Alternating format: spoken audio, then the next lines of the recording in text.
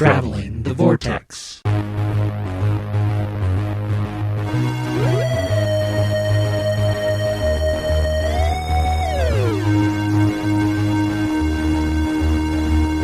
We've joined the Doctor as he travels the Vortex and arrive at episode number 376, where the ego has landed. I'm Keith. I'm Shaun. I'm Glenn. How are you guys? Good. Which ego are we talking about? That depends. I'll claim it. If it's Shaun's, Perhaps there needs to be a large landing strip. Perhaps 3 egos have landed. Did you guys have a good Easter? Ours was pretty low key. We didn't do anything. Went and saw a movie. That was pretty much it. We did a low-key hunt in the afternoon after naps were had. You hunted for Loki? We hunted for Loki. Did not find him. He's very elusive.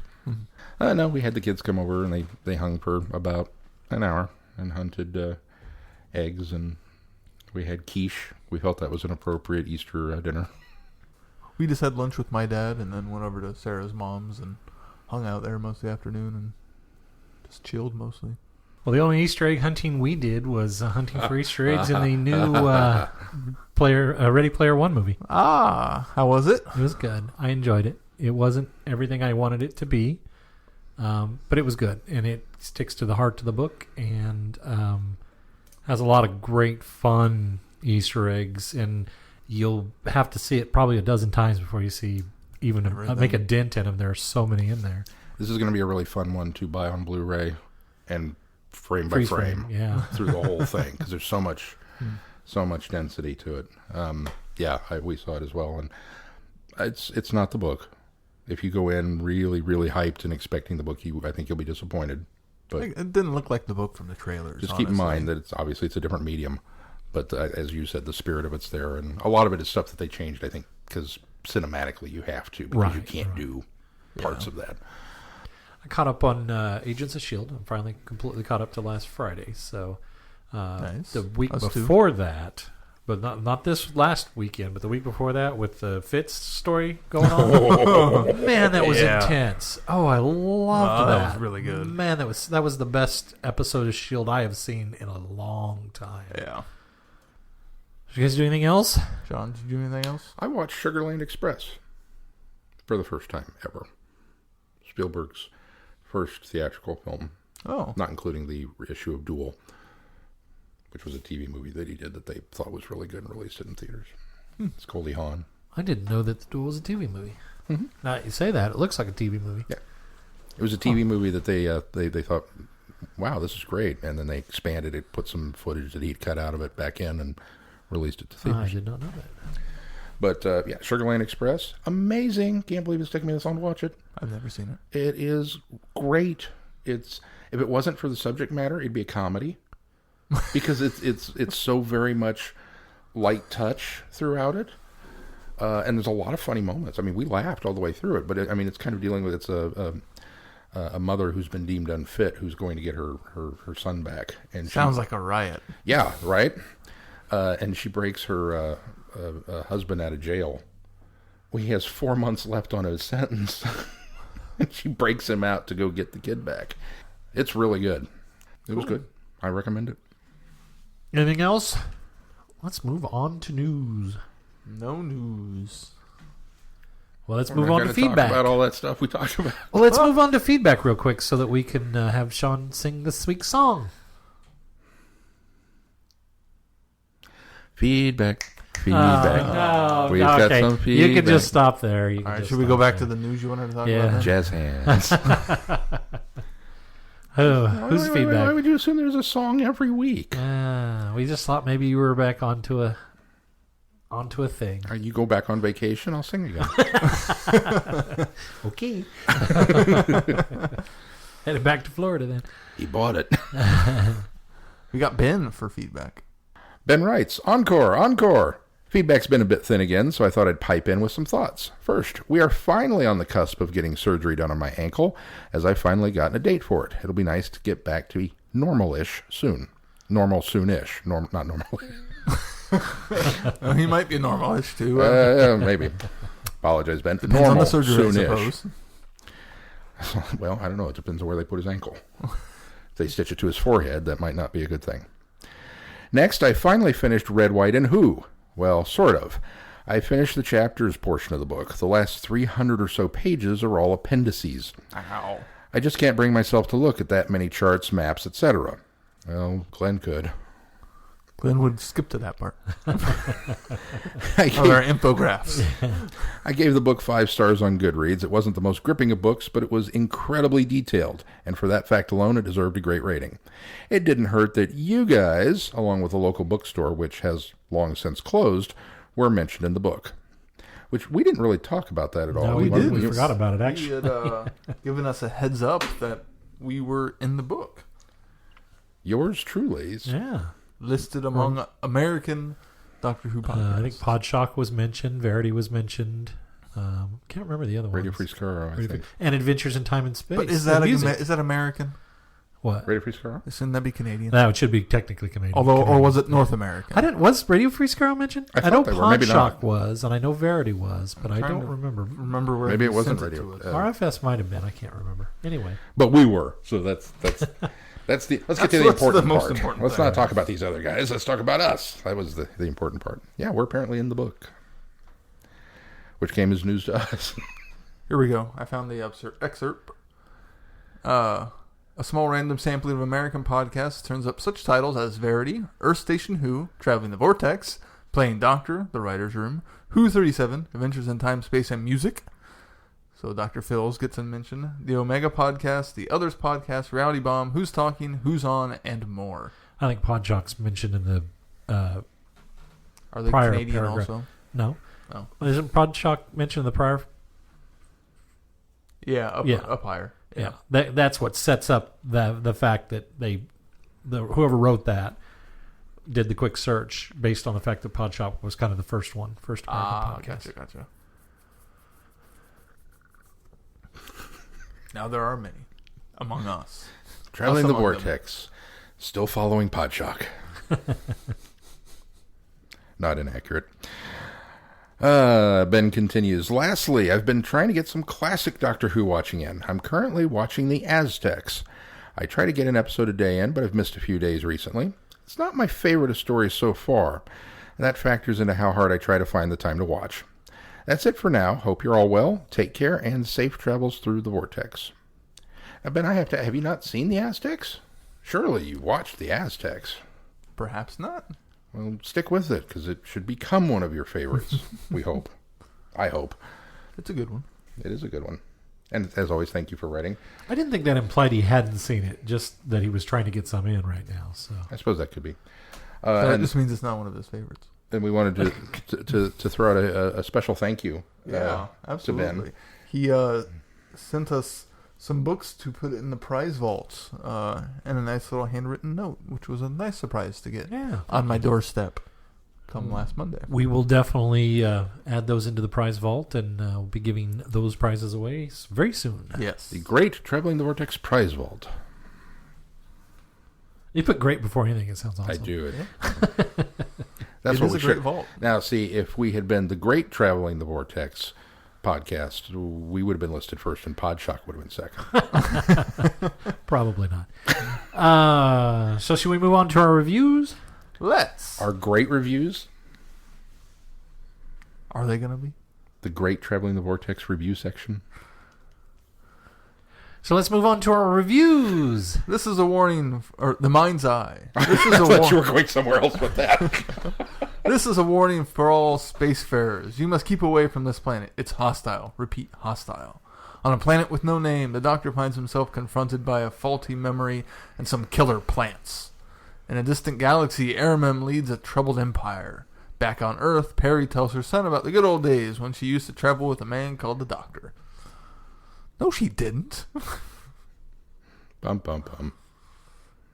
That being said, I enjoyed this one. Really? Yeah.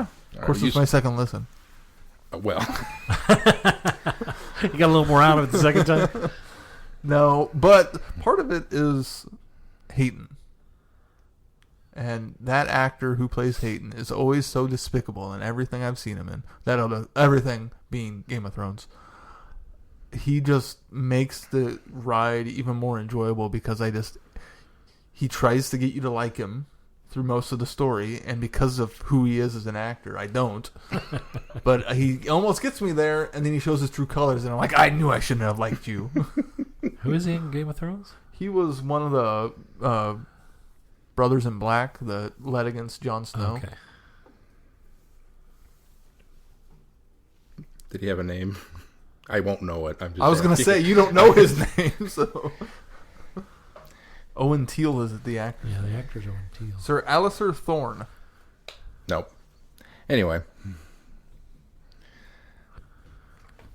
Oh, now he's going to show me a picture. Oh, that guy!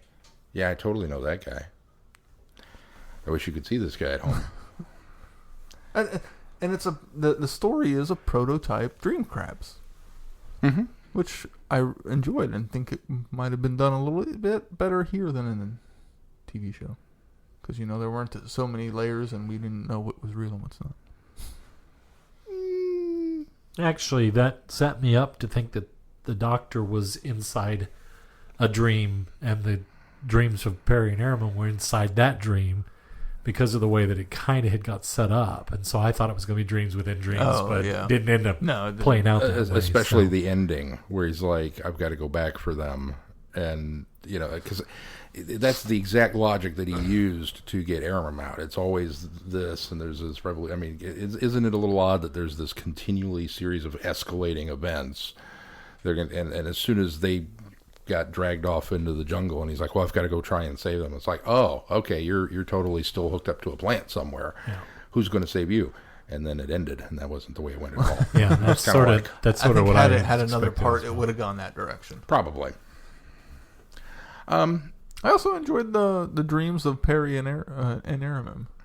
Aramim more than Perry, arguably, because it was future and difference and. It was future, but not different. Well, that's true. So it was a nice melding of. Which makes sense that would be Ehrman's dream, because she would dream probably of what she was most familiar. And so that made sense, but I thought that was the most boring of the stories that was going on. I really kind of got engaged in Perry's dream. I kind of got engaged with Perry's dream, but so did she. Then it started showing its stripes, which purposely so was soap opera-y. Yeah. And while I stopped enjoying it because of that, they even telegraphed that from the get-go. It made sense once it's kind of revealed that. So they imply that she's dreaming about what she knows.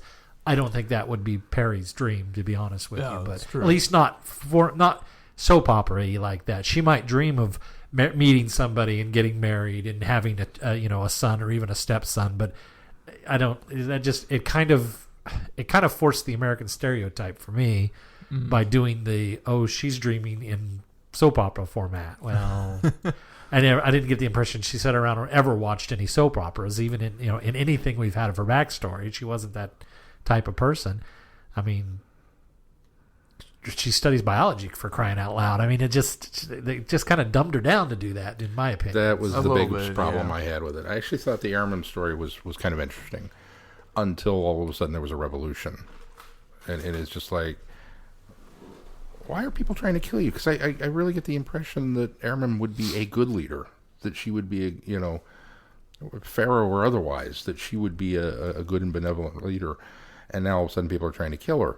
And it's done just for the purposes of, ratcheting up the tension. And, right. We assume that the plant is probably feeding off the adrenaline or something, and that's why it's doing it, or whatever. Yes. Yeah, they almost needed some sort of drop line of why the tension needed to... Yeah. Like they needed more adrenaline built into their system to in feed order off to move of... into that next stage of... Yeah, they needed something sleep, of yeah. that. Of I course, just kind of went so there much of this was automatically, unknown but... about Right. these plants that you can kind of also excuse that aspect of it, that no one knows.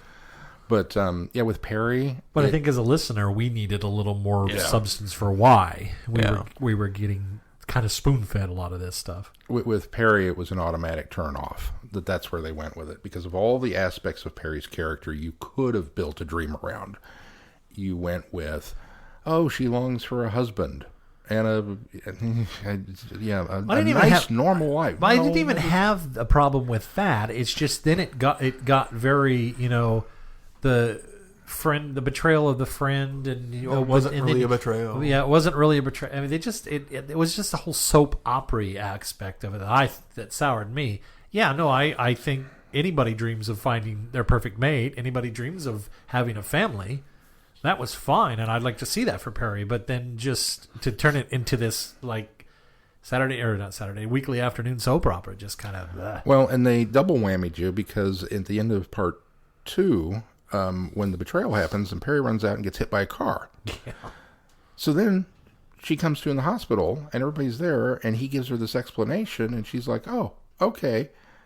But you've set me up with the soap opera, so now I don't trust that explanation. And that was kind of the way I went with it, too. And I kept waiting for the other shoe to he's still drop. lying to her. He just figured out a way to lie to her, yeah. And again, if there was a 4th part, maybe we would have got there. But they needed to wrap everything up and then walk the doctor to save her. It just, everything about the Perry story arc I didn't like. There was everything about it. It was just kind of like, The outside the dream stuff was pretty cool. I liked the plants and the planet and the military with the that was a cool setup. Killer baboons. Yeah. And the idea that the doctor works for the EPA. Did you say baboons? I thought I said lemurs. They were more like lemurs. Yeah, they might have been. I don't remember. Jackals is what they call them. Jackals, yeah.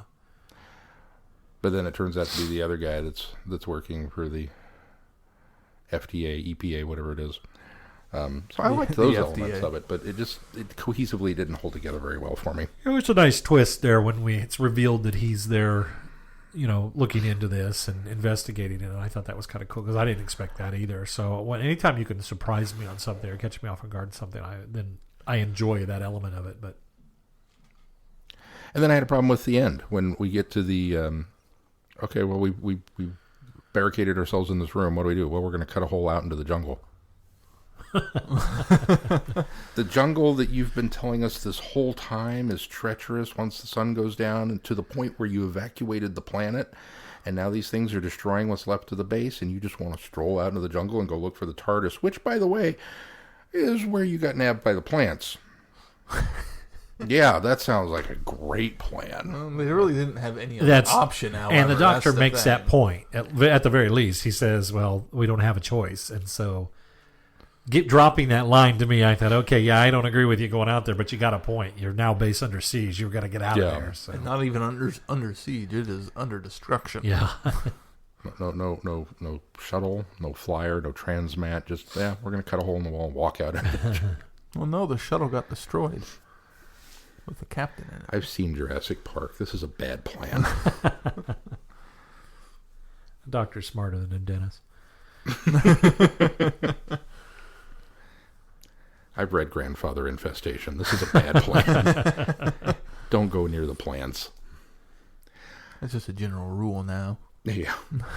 I think the biggest problem I had was fortunately they didn't stick with it too long, but with dropping us in the middle right off the bat, that Erin's off doing her thing and that Perry's off doing her thing, and both of them have vague memories that the other one left. It automatically set me into okay, we know that's not actually happening. Right. And I'm glad that they didn't draw that out because, again, there's a lot of people would have let's just see how long I can dangle the audience with this carrot. It's like, oh, please, no, we know already. So they didn't, and again, maybe it was that shortened format, which normally for these 3-parters I find works so much better because I frequently complain that they're too long, but this one just didn't gel for me. Wasn't long enough. Yeah. Yeah. That's partially because there's some really good ideas in there that could have been fleshed out even better.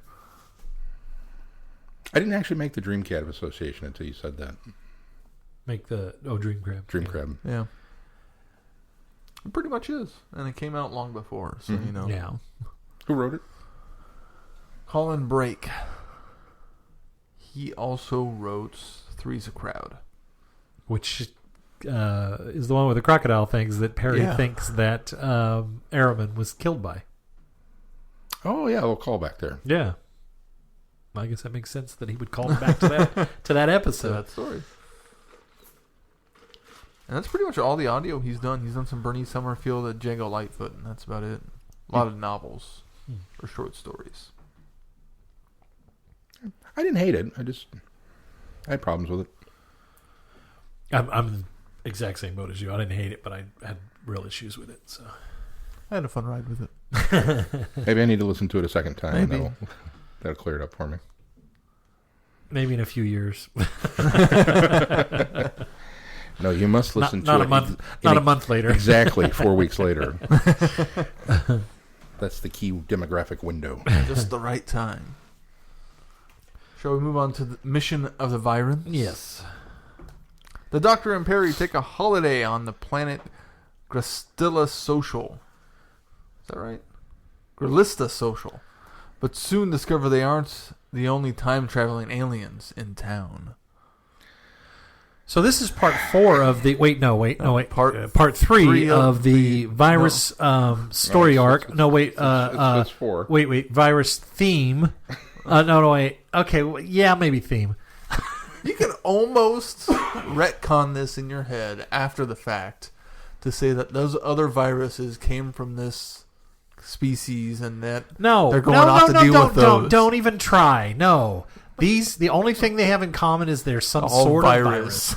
With the exception of the wishing box, which if you're going to do anything, you can say the wishing box was another form of a virus. I don't think that was supposed to be a part of it. I don't think so either. I don't think that was supposed to be a part of it. I think we would. That was somebody else trying to lump it in there. And ultimately, I think what we could have done is we could have gone with the original plan and listened to these out of order because they don't connect in any way whatsoever. No. So, not even with Keith over there trying, because I don't think that is even the case. Would you like the outcome of the additional research that I did? Please. Sure. Keith is right. Yeah. Because there's another audio. Oh, really? Yeah. Where the Viyrans come back and they allude. Apparently, they don't allude. They come out and say that they're on a continuing, ongoing virus. That this is a problem, this is a problem, this is a problem, and they do go back and connect all those individual ones. According to the research, the wishing box still doesn't quite fit in as well as they kind of try to make it fit in. Well, so it just doesn't work. To me, that's retroactively forcing a connection. That's retconning. Yeah. Well, Keith's right. They're retconning. Now, the interesting thing is that patient 0? Yes. The interesting thing is apparently it's alluded to that. Kind of like Cloverfield, you could say, well, anything fits into this now. It's apparently alluded to that pretty much any virus in the Doctor Who universe could be traced back to this, including the Swarm from Invisible Enemy, which really excited me, even though I'm sure there's no reference in it at all. But so yes, even though this so-called virus strand, it's just a bunch of loose peanuts or breadcrumbs that somebody threw down on the ground, and then later they went and picked back up the threads. I don't know if it was intentional. Well, kudos to you for coming up then with I apologize for shutting you down if you were close. I don't know if it was intentionally planned that way or if it's latter-day retconning. But yes, there's the only way I could make it fit. It sounds like latter-day retconning. Had I known that, because when I first got to this, it says this is the final story in the virus strand arc.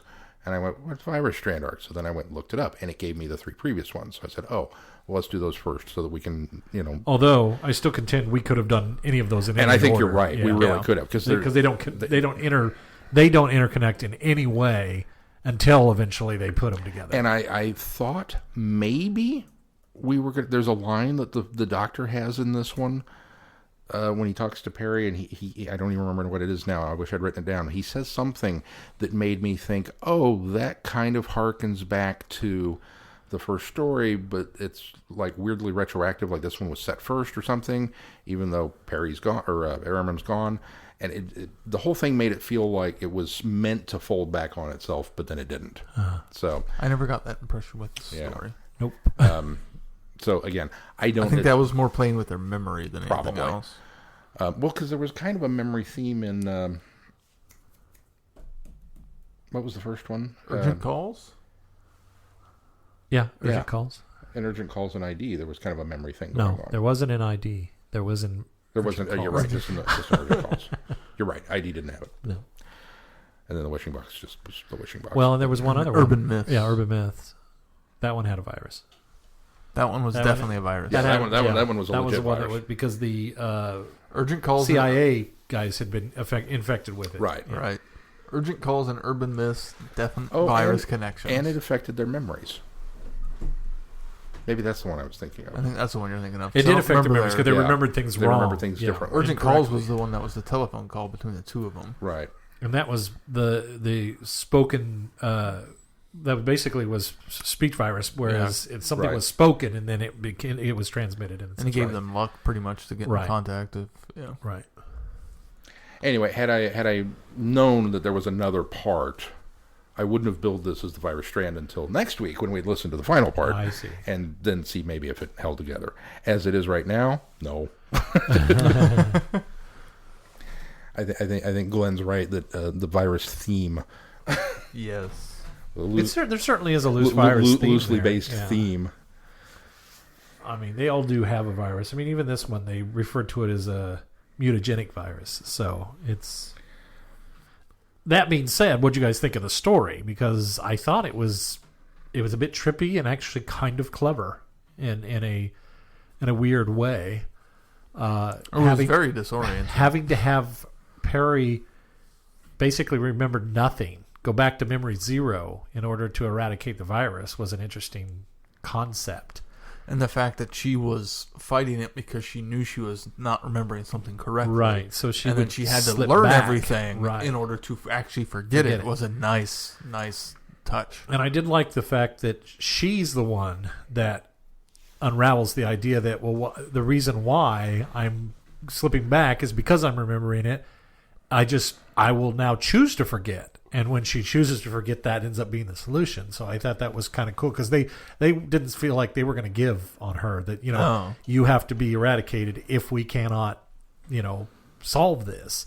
And for her to come up with that and say, well, now if I want to forget it, I can because now I've been let into what's happening here. So yeah, I thought that was pretty cool.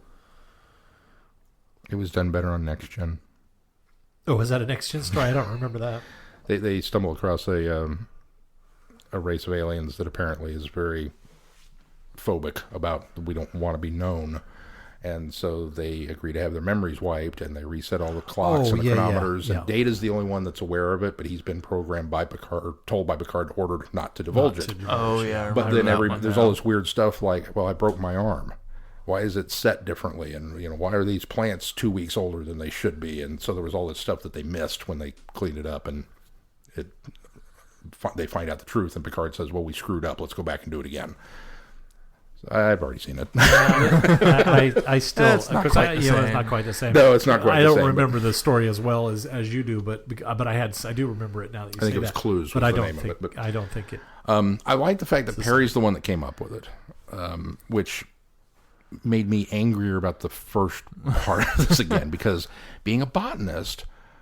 Why couldn't the doctor... Botanist, that's what I meant. I said biologist earlier. Why couldn't the doctor have still been... studying biology. Why couldn't he have been stuck in the dream and Perry be the one to figure out... So, even though it's an alien plant and there's this other guy who's the scientist who knows everything, why couldn't you give Perry that moment? Well, that would have been cool. The last the one audio with is her called where the audio is called Doctor Who, so...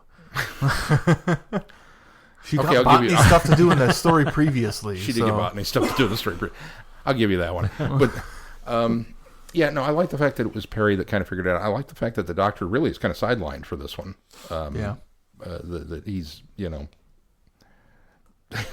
apparently just suffering from the... a hangover. The Pan-Galactic Gargle Blast or whatever it was. And so that was cool. And I liked the idea of the Viyrans, that they unleashed this stuff and are now on a...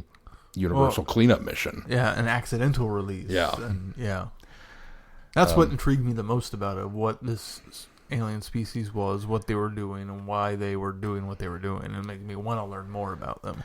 And then... if you can do that in that one-part story, that's pretty impressive. Exactly. But then it cheapened the rest of the arc, because it's like, why couldn't you have put more seeds of that going on, that there was some mysterious, benevolent force that showed up at the last minute and did it, and then revealed that it's these guys? That would have been cool. That would have been a great Easter egg hunt. Well, they kind of did set it up with urgent calls that there was some malevolent force behind it. Right.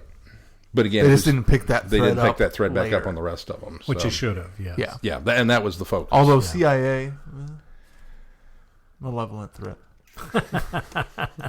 Yeah, but they got it from That's another true, threat, from so, whatever was happening on that planet. Right. So we just didn't know enough about what was going on the planet. So as a story, as a one-part story, it's good. As part of this two-part story, I don't think it worked. And as part of this larger virus hang on, arc, I don't think it worked. Don't. It's a sequel. It's not part of a two-part story. Okay, as a sequel to the two parts. It's a sequel to Mind's Eye because it's right on the heels of it, and they're doing this on. I wouldn't even call it a sequel. It's just the next story in line, really. It has carryover. I think that's the problem. Is we so want, just because in our mind the way that Big Finish is structured, we want story number 102A and 102B to be congruent to each other, but they don't have to. Well, and they're not, because obviously at some point in time in between those stories, we do lose Airman. Yeah, so we don't know why. Well, I never got that impression in this story specifically. I got the impression she's just not there. She's just not there. But they specifically say it at the beginning when he's, because they talk about in the beginning how she needs a break because of the dreams from previously. Because that was so traumatizing on Perry, she needs a break and a holiday, and that's why they go to this planet. I thought Airman was lumped in that explanation as well. I think that could be too. I don't remember. No. Maybe it was at the end, because there's a line in there about Airman, and they make it. They did make it. Now that you mentioned that, they make it sound tragic. That. Yeah. That whatever happened is. Compounded on with because there's a lot of talk about the dreams and stuff at the beginning of this story. But anyway, I don't think that, to me, these stories don't have to be connected at all. So I would be careful with saying part 2 of this. Okay, it's the second part of the disc. I mean, if you want to go that far, it works as a 1-part story. Okay. There you go. It doesn't work as part of the virus arc. Yeah, agreed. Well, even though it's the most important part of the virus arc. To me, this one works best with the virus arc of all of them, if they clean the mess up later.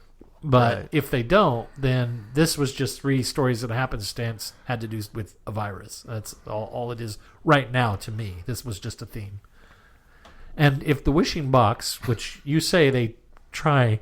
My understanding, again, if they try, that's the glaringly obvious one though that is in there that does. I mean, if it would just have been urgent calls, what was the second one? The CIA one, Urban Myths, and Mission of the Viyrans. If it had just been all those 3 together, not even necessarily together, but in sequence there, I would have gone. Okay, yeah, there's a virus thing here. The problem is they pluck Wishing Box right into the middle there towards the end, and then it's like it takes you completely out. So they would have had to have either planned to really kind of connect them all and say, "Ooh, we kind of threw you off the scent with Wishing Box, but it does connect," or later they say, "Well, we're just going to mop that up and make it connect in such a way," and then that kind of falls down for me. Yeah, agreed. Which it looks like they don't resolve this story arc in quotes for quite a while, because it's resolved in release number 124, and this is only 102. Yeah. At least 20 more releases. So, 2 years. 2 years. to add insult to injury, there are a whole new group of characters that are introduced with Charlie and Six story. It's a Charlie and Six story. So, which we're getting close to being able to actually get to that. We're getting there. To Charlie and Six, anyways. We're getting there. But that wasn't in the main range? No, it is in the main range, but it's just we're going to have Did we skip it? No, it's 124. It's down the ways. Oh, I thought we were done with Charlie and... We're done with Charlie and 8. Oh, it's Charlie and 6. I'm sorry, that was the missing piece of the puzzle there. Sorry, yes. Okay. Gotcha. Yeah, no, well, because we fell in love with the sound of Paul McGann's voice, we kind of blew through a good chunk of the when you were really 8 audios. Hyped to get to the adventures. And then I realized that when she leaves and goes up with 6, that we couldn't get to any of those until we finished up some of these other ones. Right. And so we got to get Evelyn. through Evelyn, yeah. but then we can't finish Although off. we're close to We're close to that, but then yeah. we And we're can't- close to the end of Airmen. we can't finish off Evelyn until we finish up some Ace and Hex stuff. So it kind of all compounded Right, that right. I scheduled inappropriately is basically what it comes down to. Thanks for dragging out all of my failings on the podcast, guys. I sort of what appreciate we should do from here on out is not try to stick companions with companions anymore, and probably Yeah, do probably stuff just do it in sequentially. release Yeah, order. Yeah. do them in order, maybe.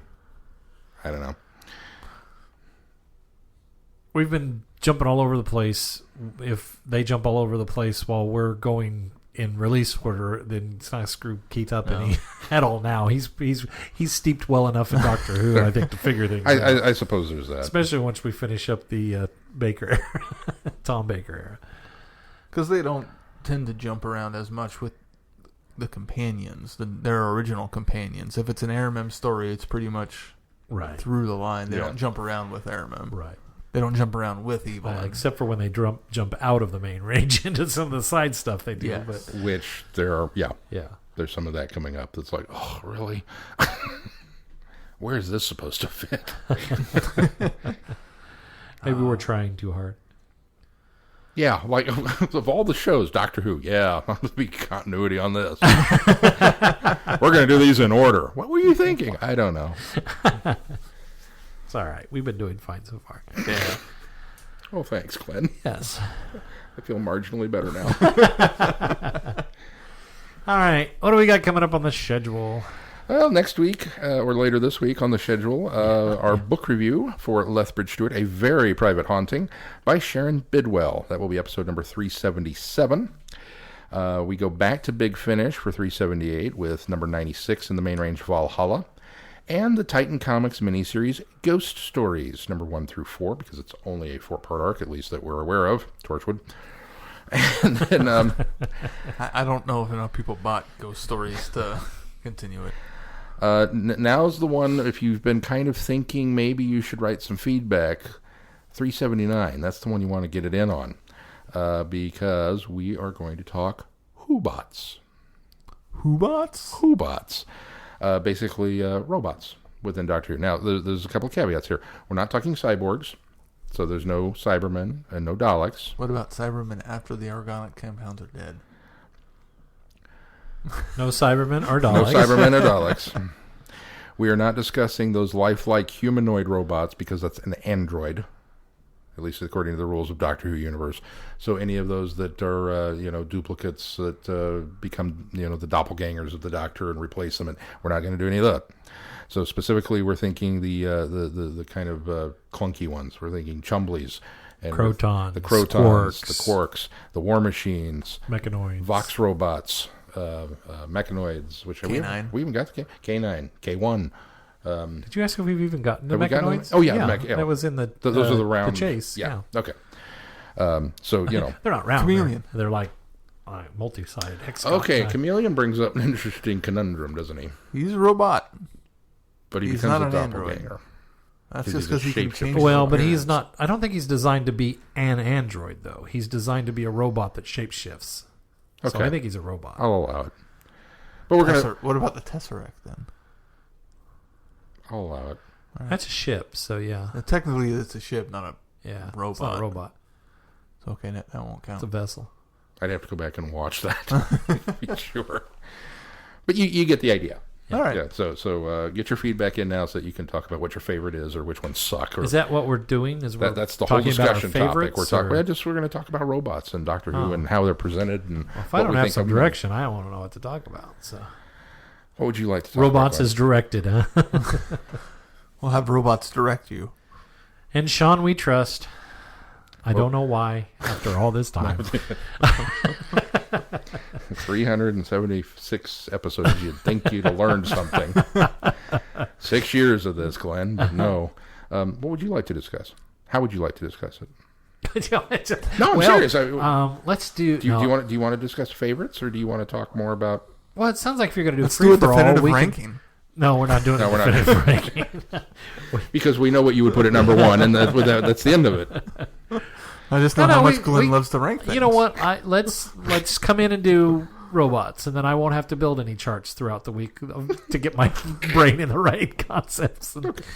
Well, you've got 3 weeks to think about it if you really want Yeah, to. I You know. know. All right. You can go look up some. If I'm not making charts and infographs, I won't have anything to talk about. you can look up some infographs. Oh, yes, I could do that. Maybe we can discuss how the robot is presented in Doctor Who as compared to other science fiction. That would be a good comparison. Because you've got like droids in Star Wars, which are not Doctor Who robots, and you've got, Cylons in Battlestar, which are not Doctor Who robots.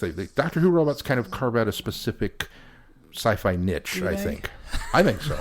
Okay, well, then you'll be doing a lot of the talking because I think they're just all robots. That's where I'm going with They're it. all different functioning robots. But Yeah. Okay, I'm looking forward to it. Doctor Who robots are much more along the lines of like silent running robots. They look like radios and they kind of waddle. Well, they're Depends what on the robot. They're what a lot of times they're what you think of the B film robots is what they are. Yeah. So yeah, I'll give you that. Okay. All right. Except for quarks. What else? That it?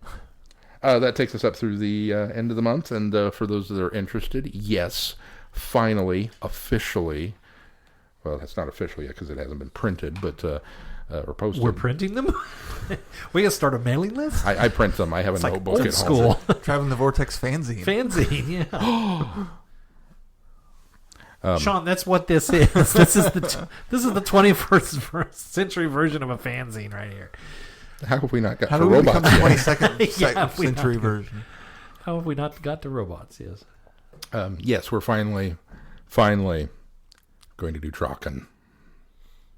Yes. Keeper of Trocken in May. So. After long last, because there's not much television left to do. No, it's with a bit of a heavy heart that I'd made that joke that just to punish you were going to have to wait till Trocken, and I even said that maybe we'd do Castrovalva and Legopolis, or Legopolis and Castrovalva first, and then go back and do Trocken just to make you wait. But I'm not going to do that.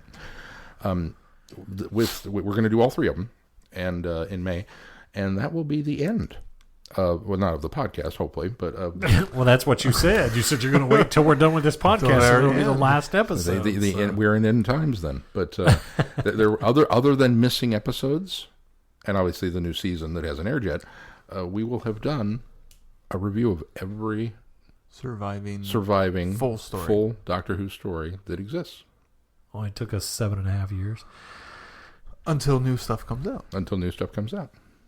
So if you want to support us, go to our website, travelingvortex.com. If you want us to continue past the Trocken stories and you'd like to keep us on the feeds, you can go to travelingvortex.com, click on the Patreon link, and submit a donation there. Every little bit of it goes right back into this podcast. We should come up with a contest to celebrate the end of days. Keith, how can they contact us? While you're on that website filling out the Patreon information, click over onto the Send Us Feedback tab and just fill that out and hit submit, and it'll come right to our inboxes. Anything we need to add before we finish this week's show? When you click submit, make sure that it's about robots. That's going to do it for this week. Until next week, I'm Glenn. I'm Shaun. I'm Keith. Cheers. Good night, everybody. Be seeing you. Thanks for listening. You have been listening to Traveling the Vortex. Doctor Who and all of its associated programs are owned and trademarked by the BBC. No infringement is intended or implied.